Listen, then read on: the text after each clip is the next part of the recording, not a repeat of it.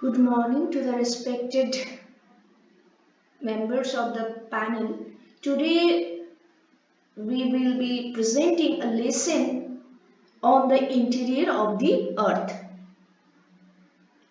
We often see the earth as a solid static sphere, but in reality it is a dynamic layered planet. Since we cannot reach the center, the radius of the earth is being 6000 the radius of the earth is 6370 kilometers. We rely on direct evidences like seismic waves to understand what lies beneath. Today we will explain or explore these layers through the lens of density and composition. First layer is crust.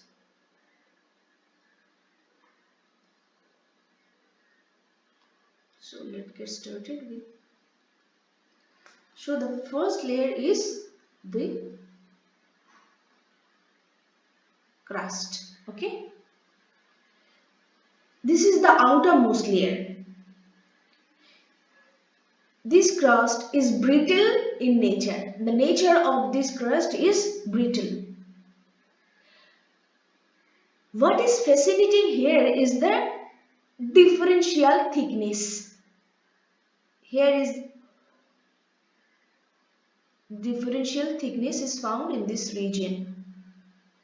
The oceanic crust is about 5 kilometers thick and made of basalt,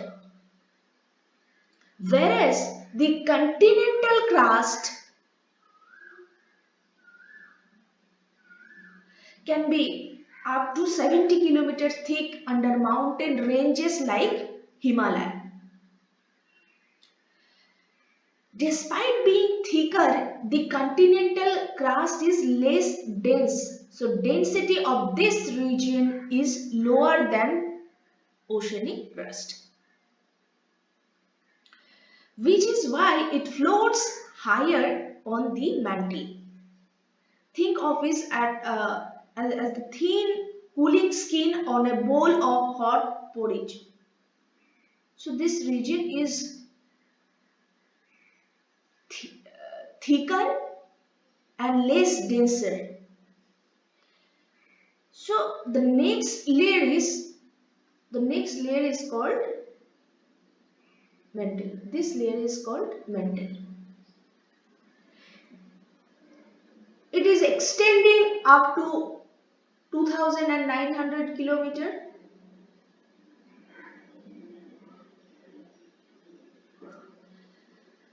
And it makes up nearly 83% of the Earth's volume. A crucial zone here is the asthenosphere. A crucial zone in the mantle is asthenosphere. The word astheno means weak. The word astheno means weak. This layer is semi-fluid or plastic state. It is the main source of magma. So asthenosphere is the main source of magma and reason why tectonic plates are able to move. Why tectonic plates are able to move. It is the engine room of our planet. So asthenosphere is the engine room of our planet, driving volcanic eruptions and also earthquakes. Next layer is the core. This region is the core. This is the outer core and this is inner core.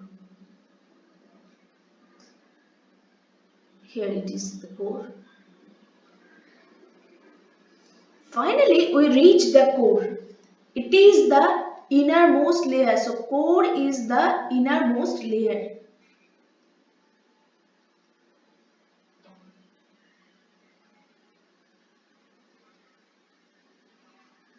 It is the innermost layer. It is composed of heavy metals, mainly nickel and iron. Mainly nickel and iron. Often referred to as the Nife layer. Based on seismic data, we know the core has two parts, the outer core and the inner core. The outer core, which is in liquid state. We know this because S waves or secondary waves cannot pass through this layer. On the other hand, the inner core, which is solid due to overwhelming pressure of the overlying layer. The movement of liquid iron here is the movement of liquid iron in the outer core creates the Earth's magnetic field, which acts as a shield for our atmosphere. This layer acts as a shield of our atmosphere.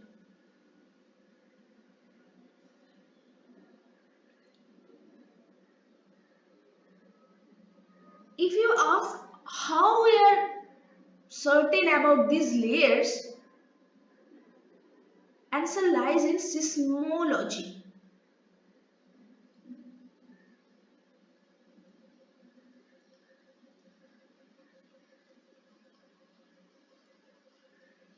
Answer lies in seismology. By studying the shadow zone of P waves and S waves, we can map the discontinuities like the Moho discontinuity between crust and mantle, the Moho discontinuity between crust and mantle, the Gutenberg discontinuity between mantle and core. These layer structure is a result of differentiation, where heavier metals sank to the center during the Earth's formation. In conclusion,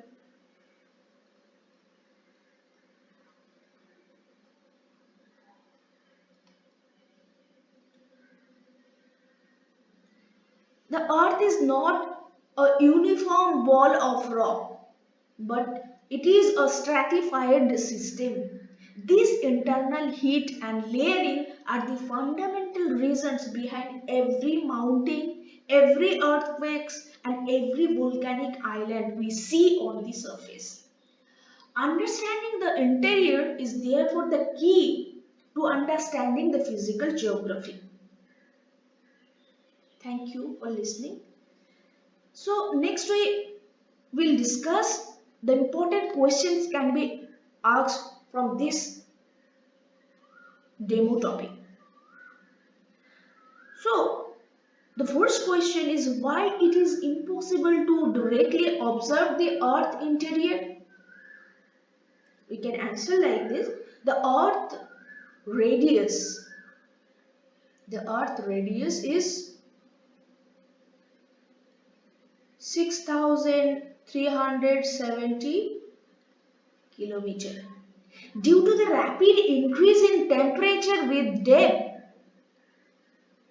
and also with the increase of pressure with depth, no human-made machine can penetrate deep enough. For example, even the deepest drill, Kola super deep borehole is only 12 kilometer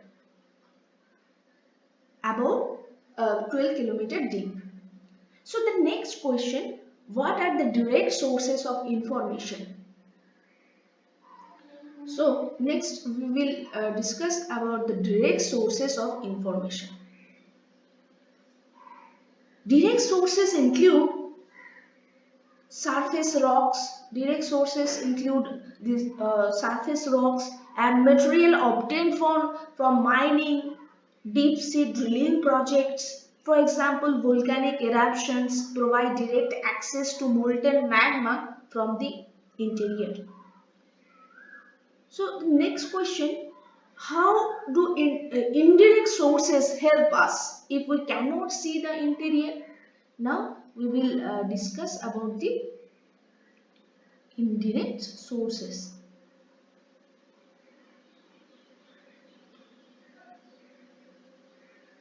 Indirect sources. Okay. So let's get started. Indirect sources include analysis of density, temperature, pressure, meteorites, gravitation, and most importantly, seismic activity. As we go deeper, density increases. As we go deeper, the density increases. This explains why the core consists of heavy metals like nickel and iron. Next question, why are meteorites considered a source of information about Earth? So, meteorites and Earth are formed from the same nebula. Meteorites and Earth formed from the same nebula. Their structure is similar to that of the Earth, providing a window into Earth's composition. The solid metallic core found in some meteorites resembles Earth's core. Next question, why is gravity anomaly? What is gravity anomaly and what does it indicate? So, we can answer like this, gravity is not the same at all latitude. Gravity is not same at all latitudes. It is stronger at poles and weaker at equator. The difference observed between the observed and expected gravity is called gravity anomaly, which indicates the uneven distribution of mass in the earth crust. Next question, coming to seismology. What are earthquake waves? We can answer like this.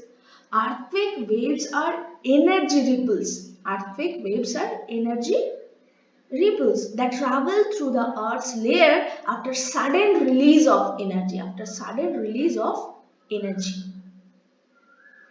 At the focus or hypocenter. For example, like ripples in the pond after throwing a stone. So the next question, explain the difference between body waves and surface waves. So body waves or P and S waves travel through the interior while the uh, surface waves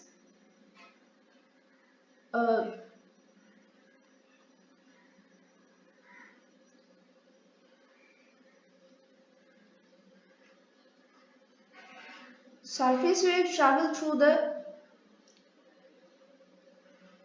along the surface. So surface waves are most destructive. So L waves or surface waves are most destructive. For example, body waves are like internal vibrations of a building, whereas the surface waves are like the visible swaying. Next question, how do P waves or primary waves behave? So P waves are longitudinal waves. P waves are longitudinal waves like sound waves. They travel through solid, liquid and gaseous, all materials. For example, think of a slinky spring being pushed and pulled. The particles move in the direction. The particles move in the direction of the propagation of the wave. Next question, how do S waves or secondary waves help identify the Earth's layer? So, S waves are transverse and can travel only through solid material. So, S waves can travel only through solid materials. Their inability to pass through the outer core provides that the outer core is liquid. For example, like a rope being shaken, up and down.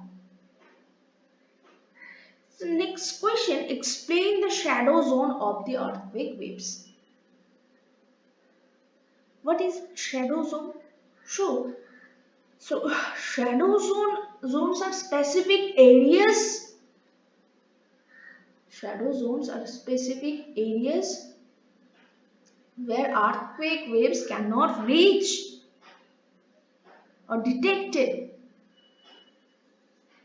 For example, P waves, the earthquake is between, for P waves, 105 to 145 degree. This is the shadow region of for P waves. Next question, why is the S wave shadow zone much larger than the P waves one? So we can answer like this, because S waves cannot enter liquid, they do not appear beyond anywhere beyond 105 degree. This creates a massive shadow zone covering over 40% area of the earth. Next question, describe the crust. So the crust is the outermost brittle layer, varying in thickness 5 km under the ocean and 30 km under the continents. For example, it is like the skin of an apple. This crust is like a skin of an apple. What is the lithosphere? Next question is, what is the lithosphere? So lithosphere consists of crust and upper mantle. Crust and upper mantle. Uppermost solid part of mantle, and its thickness is up to 200 kilometer. Up to 200 kilometer. So next question is, what is asthenosphere and why is it is important? So location of atmosphere is in the upper mantle. So upper mantle, this part. And up to 400 kilometer, asthenosphere is found up to 400 kilometers. It is in semi-fluid or plastic state. It is the main source of magma that reaches the Earth's surface. For example, tectonic plates float. The tectonic plates float on this jelly-like layer. Next question, how do you define the mantle? So the mantle, this layer, extends from Moho discontinuity. So this is the Moho discontinuity between crust and mantle. So the mantle extends from Moho discontinuity from this side to a depth of 2900 from to a depth of 2900 kilometer. It is composed of denser rocks like olivine, denser materials like olivine. Next question, describe the composition of the core. So the core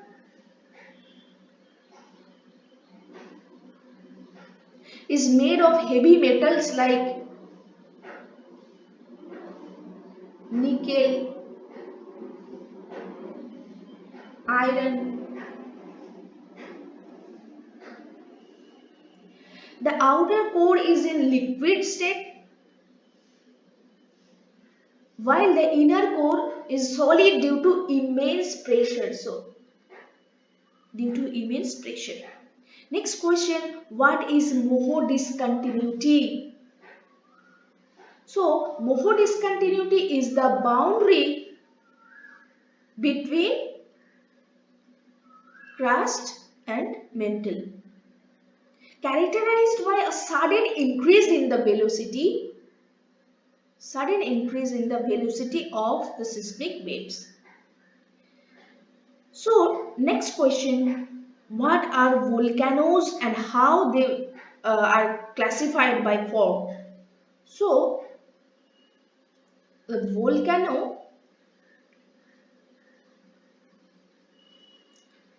is a vent through which magma reaches the surface.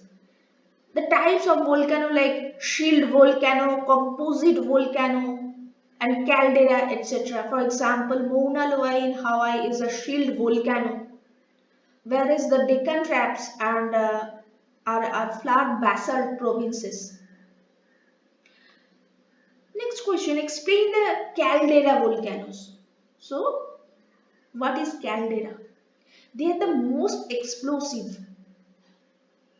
So, calderas are the most explosive.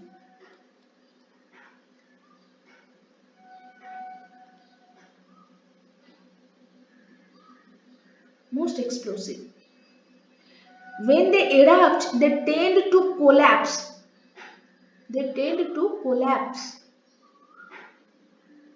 into themselves rather than building a tall cone. So this part collapses, creating a large depression. This depression is called actually caldera. Next question, what are the intrusive igneous forms like batholiths or laccoliths? So what are intrusive?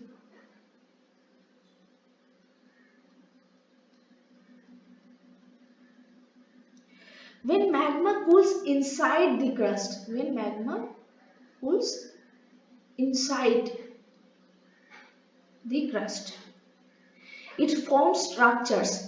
Batholith are the large dome shaped granitic domes, and laccolith are mushroom shaped.